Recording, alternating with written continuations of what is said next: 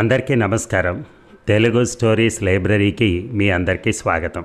ఇప్పుడు మనం వినబోయే కథ స్వేచ్ఛ. రచన బత్తులూరి నాగబ్రహ్మచారి గారు. మరి కథలోకి వెళ్దామా? నానా, మాకు రేపు హాలిడే అంటూ పరిగెత్తుకొచ్చి భరత్ మెడ చుట్టూ చేతులు వేసి హత్తుకుంది స్వేచ్ఛ. అవునా, ఎందుకు హాలిడే అంటూ కూతుర్ని దగ్గరికి తీసుకుని ముద్దాడుతూ అడిగాడు భరత్. రేపు ఇండిపెండెన్స్ డే కదా, అందుకు అన్నది స్వేచ్ఛ. అవునా, ఇండిపెండెన్స్ డే అంటే అడిగాడు కూతురికి ఏమాత్రం తెలుసో చూద్దామని. అంటే హాలిడే అంది రెట్టించిన స్వరంతో. కాదు, ఇండిపెండెన్స్ డే అంటే మనకు స్వాతంత్ర్యం వచ్చిన రోజు అన్నాడు కూతురికి ఆగస్టు 15 ప్రాముఖ్యం తెలియచేయటానికి. స్వాతంత్ర్యం అంటే అని ఇంకొక ప్రశ్న వేసింది అమాయకంగా. స్వాతంత్ర్యం అంటే స్వేచ్ఛ అని అర్థం అన్నాడు. ఓ, అంటే నేనే కదా, కానీ నా బర్త్డే రేపు కాదు కదా అన్నది స్వేచ్ఛ. తన మాటలకు భరత్ అతని భార్య ధరణి నవ్వుకున్నారు. స్వేచ్ఛ అంటే ఫ్రీడమ్. మనకు బ్రిటిష్ వాళ్ళ దగ్గర నుంచి ఫ్రీడమ్ లభించిన రోజు. మన దేశాన్ని బ్రిటిష్ వాళ్ళు ఆక్రమించుకుని మనల్ని బానిసలుగా చేసుకుని మన దేశంలో ఉంటూ మనతో పని చేయించుకుంటూ మన మీద అజమాయిషీ చెలాయించేవారు. అప్పుడు గాంధీ తాత ఇంకా చాలామంది కలిసి బ్రిటిష్ వాళ్ళను వెళ్ళగొట్టి మన బానిస బతుకుల నుంచి విముక్తి తీసుకొచ్చారు అంటూ కూతురికి ఆగస్టు 15 విశిష్టతను తెలియచేశాడు. ఇంతలో పని మనిషి పార్వతి పాలు తీసుకుని వచ్చి స్వేచ్ఛకు అందించి ధరణి వైపు తిరిగి, అమ్మ రేపు పనికి రానమ్మా, మా ఇంటానికి ఒంట్లో నలతగా ఉంది, ఆసుపత్రికి తీసుకుపోవాలి అంది. రేపు ఇంట్లో చాలా పని ఉంటుంది. స్వేచ్ఛకు కూడా రేపు సెలవే. పాపను చూసుకోవాలి, ఇంటి పని చూసుకోవాలంటే నాకు కష్టం. కావాలంటే ఎల్లుండి తీసుకో, రేపు మాత్రం ఖచ్చితంగా రావాలి అంది. పార్వతి దిగులుగా మొహం పెట్టుకుని అక్కడి నుంచి వంటింట్లోకి వెళ్ళిపోయింది. ఇదంతా స్వేచ్ఛ పాలు తాగుతూ గమనిస్తూ ఉంది. పార్వతి వెళ్ళిపోయాక, నాన్న ఇండిపెండెన్స్ డే మనకేనా, అందరికీ కాదా అని అడిగింది. భారతదేశానికి స్వాతంత్ర్యం అంటే భారతీయులందరికీ స్వాతంత్ర్యమే కదా తల్లి అన్నాడు భరత్. మరైతే పార్వతికి కూడా ఇండిపెండెన్స్ డేనా అని ఇంకొక ప్రశ్న సంధించింది. ఏంటమ్మా పిచ్చి ప్రశ్నలు, పార్వతికి, నీకు, నాకు, అమ్మకి అందరికీ రేపు ఇండిపెండెన్స్ డేనే కదా అన్నాడు కొంచెం విసుగ్గా. మరైతే ఇండిపెండెన్స్ డే అయితే పార్వతికి కూడా హాలిడే ఉండాలి కదా, మనకు మాత్రమే ఎందుకు హాలిడే ఉంది, తనకెందుకు లేదు అని అడిగింది అమాయకంగా. స్వేచ్ఛ అడిగిన ప్రశ్నకు భరత్ దగ్గర సమాధానం లేక తడబడ్డాడు. అందరూ సెలవు తీసుకుంటే పనులు ఎవరు చేస్తారు, అందుకే పార్వతికి సెలవు లేదు అంది ధరణి. స్వేచ్ఛ ఇంకేం మాట్లాడలేదు.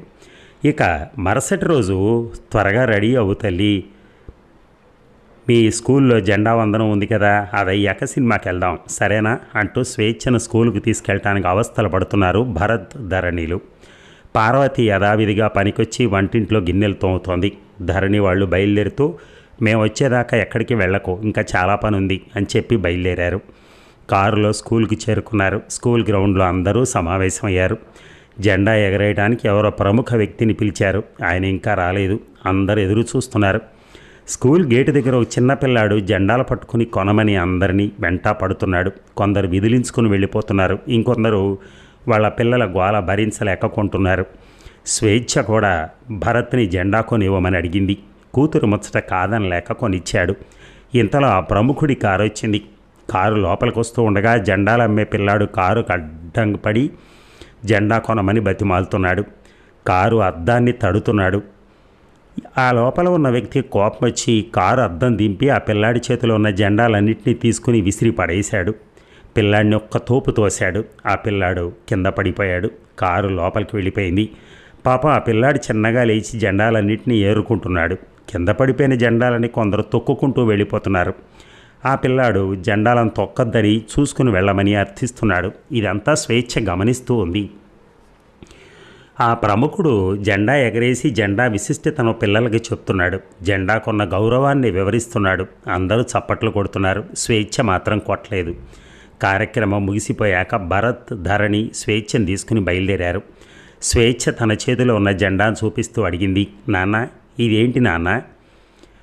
ఇది మన జాతీయ జెండా తల్లి, అదేంటో తెలియకుండానే కొనమని మారాన్ చేసావా అని అడిగాడు. భరత్ ప్రశ్నకి సమాధానం చెప్పకుండా మరి మా స్కూల్లో ఆ అంకుల్ ఎగరేసింది ఏంటి అని ఇంకొక ప్రశ్న వేసింది. తన కూతురు అడిగే అమాయకపు ప్రశ్నలకు నవ్వుకుని అది కూడా జెండానే అన్నాడు. మరి అలా అయితే ఆ అంకుల్ ఆ అబ్బాయి చేతిలో ఉన్న జెండాలను ఎందుకు విసిరేశాడు? ఎందుకు అందరూ అవి కింద పడిపోయినా తొక్కుకుంటూ వెళ్ళిపోయారు?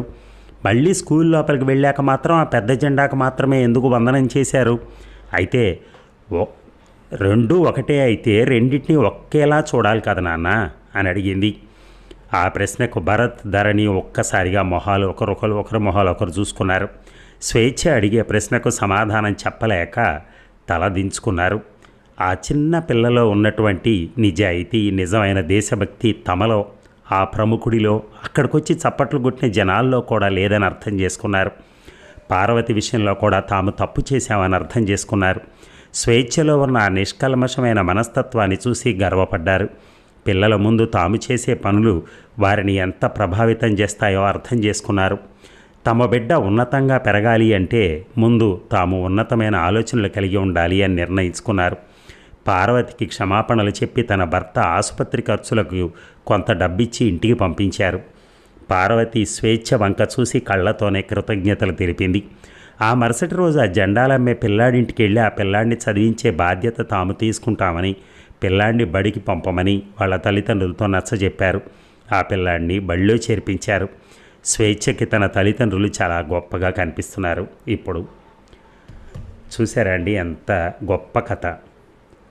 యాక్చువల్గా ఏంటంటే మనం ప్రతి జెండా వందనానికి నిజంగానే మనందరం కూడా వెళ్ళి దండం పెట్టేసి ఏదో చాలా కార్యక్రమాలు చేస్తారు అక్కడ.